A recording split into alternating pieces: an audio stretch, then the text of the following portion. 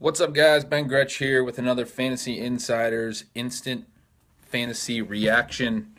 We just got word that that Devonta Freeman is going to IR, which is obviously going to have a pretty big impact on the Atlanta Falcons running back situation going forward. So, going to wait for a couple people to stream in here, but I want to dive into the impact on Ito Smith and on Tevin Coleman, what this means for the Falcons offense, and try to, wrap our heads around Devonta Freeman being out for the rest of the year. But key thing is Devonta Freeman's on IR now. He's going to be out for, potentially could return, but out for a significant number of weeks, which definitely impacts, how we should evaluate Tevin Coleman and Ito Smith going forward. Ito Smith's going to be a big one. He's going to be on a lot of people's waiver wires. I'm sure he's been picked up in a lot of leagues. He has touchdowns in 3 straight weeks. They've used him in the red zone heavily. All 3 of those rushing touchdowns were red zone touchdowns. And he's also an adept pass catcher, had a very strong college market share.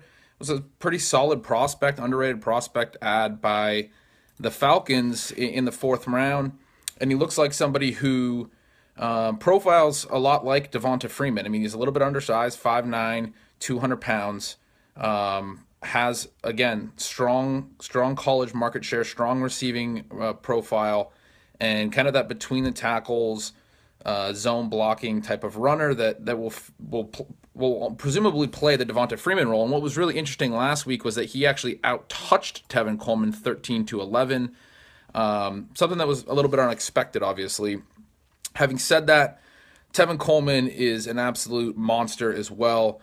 There's a reason truthers like myself of Tevin Coleman have been overdrafting him relative to, say, a median projection. Over the last few years, his ADP has always been a little bit higher than what a median projection would probably amount to for him, given that he has always been in a timeshare. And the reason that his ADP has always remained high is upside. And a big part of that upside would be if Devonta Freeman ever missed time. Tevin Coleman has been an extremely efficient runner throughout his career. Right now, he has a career low 3.7 yards per carry. Each of his first 3 seasons, he's been over 4 yards per carry. He's an effective player in the passing game. Definitely has big playability and hasn't been hitting on that a lot lately. So I think right now with Devonta Freeman hitting IR, opinions on Tevin Coleman are going to be a little bit down. He's not somebody I would look to sell high with Freeman hitting IR. He's definitely somebody that I expect to continue to be very involved. As I mentioned, Ito Smith probably going to play the Devonta Freeman role, but we should still expect Tevin Coleman to get a larger share of the offense than what we've seen out of him with Freeman active. And so we can project him pretty comfortably for 10-plus touches, 10 to 15, hopefully closer to 15 in most games going forward. Ito Smith, I would assume, will still, in most games, get fewer touches. And Coleman is a guy that, going forward, I'm going to immediately vault to probably the running back 2 range rest of season. There is a little bit of concern about the size of his workload, so it's hard to immediately say he's a running back 1, but this is a great offense. And he has, again, a really high upside now with Freeman being out. And there's somebody, rather than trying to sell high on this news based on Ito Smith's role, I would actually be trying to acquire Tevin Coleman at this time.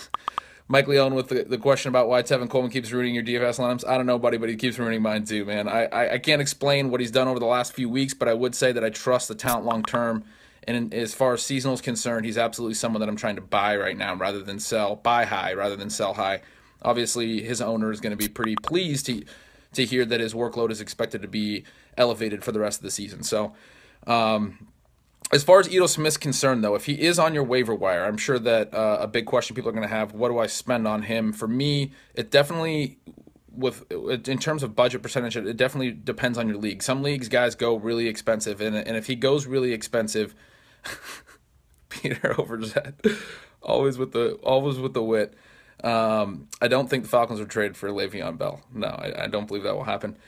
In leagues where guys tend to go higher, I'd be willing to go up to 30% on Ito Smith. Probably in the majority of leagues, I'm going to be sticking in the 20% range to try to lock him in. But he is a guy that I will be targeting. I think both guys are going to be very much in play this Monday night when they host the Giants.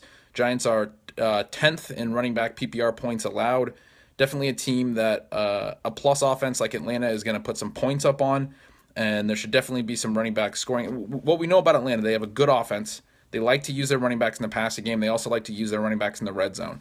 That's a plus for Ito Smith and Tevin Coleman. Tevin Coleman caught a short touchdown last week. Yes, Ito Smith has gotten more more red zone carries over the last few weeks, but it doesn't mean that Tevin Coleman doesn't have increased touchdown equity now. He definitely does, and he's someone that I expect to continue to produce. And again, this coming week, I think both guys are startable, depending on your situation. I have Tevin Coleman in a number of leagues, and I'll be starting him in pretty much every league. And then I think if you grab Ito Smith, and if you have questions about your running backs, he's definitely someone that you can plug and play this week. They go on a week 8 bye, so we'll have an opportunity to evaluate one more game, especially now that Freeman's on IR, and then make a longer term decision at that point. But that's pretty much all I got for now. If anyone has any big questions on how to value these guys, main thing is Ito Smith. Good pass catcher in college, good underrated prospect, probably going to play the Devonta Freeman role, but that doesn't mean that Tevin Coleman's role won't be a little bit higher than it's been with Freeman active. I still think he'll see a higher share of the backfield. The question here is Ito or Mac. I just got this question on Twitter. I was actually going to mention it on here. I think it's a really good question. I think Mac's stepping right back into the lead role for the Colts is promising, and I'd probably put Ito and Mac really close in rest of season ranks when I update that later this week. So those are two guys that I think that's a good proxy for how to value Ito Smith, however you would value Marlon Mack. Both guys are raising in value right now, but do have some potential touch caps. For Mac, you have Nyheim Hines is still going to be involved in the passing game. So I don't want to get too far off course with Marlon Mack, but I think those two guys are very similarly valued as far as how I would value them going forward. And then I mentioned Tevin Coleman to me is probably an RB2 going forward. So again, Devonta Freeman on IR, Tevin Coleman in that RB2 range going forward rest of season. Ito Smith definitely somebody that I would take David Johnson over Tevin. That's actually kind of a fair question, unfortunately, for my brand. But, Ito Smith, somebody that I definitely think you need to be targeting, especially in this current running back climate, somebody that's worth plugging and playing this week against the Giants on Monday night. And if he's still available in your league, be aggressive on the waiver wire. All right, that's all I got, guys. Thanks for tuning in to this Fantasy Insiders Instant Fantasy Reaction. Have a good one, guys.